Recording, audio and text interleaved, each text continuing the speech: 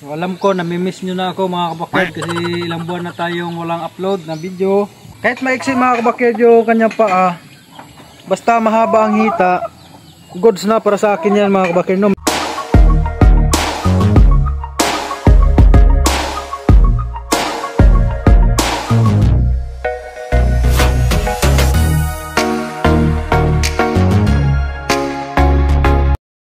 Okay na. Para lapit ako.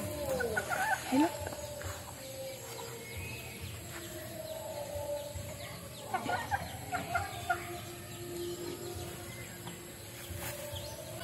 So ito mga kabakyard, makikita nyo yung kanyang balahibo, medyo patuyo na. So malapit na ito mga kabakyard maglugon. Ito pag ganitong mga, pero ihahabol pa natin ito sa breeding mga kabakyard, no, kasi wala pa namang bawas yung kanyang buntot. Tapos pakpak, ano pa rin, buo pa rin. Yan, pulok, buo pa rin. Off-season breeding na ito. Yan, pagpalahi tayo ng isa pa mga kabakyard bago ang sunod natin na breeding ay December na. Sunod, pagtapos nito. So, nag-itlog na yung gold ko mga kabakyard ng isa. Ayan. So, alam ko namimiss nyo na ako mga kabakyard kasi ilang buwan na tayong walang upload na video. So, ilang buwan tayong nanahimik sa social media mga kabakyard.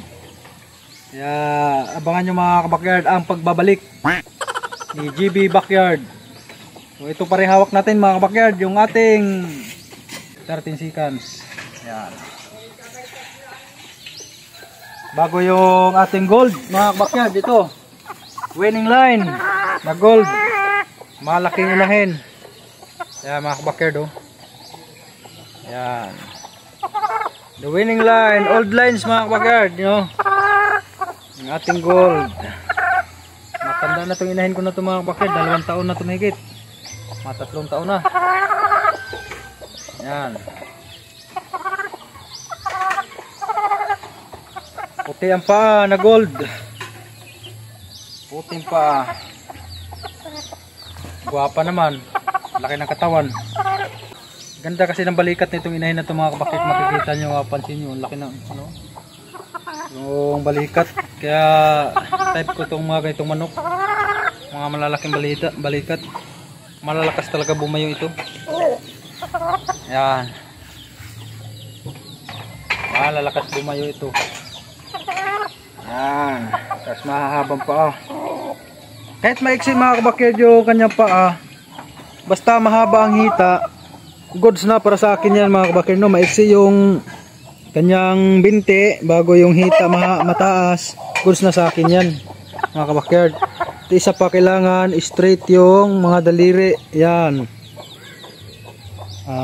ano yan, sinyalis na mabibilis yan mga kabakyard. Mabibilis, hindi nakabuka. Ayan, maputla mga kabakyard. Ting gold. Ano na?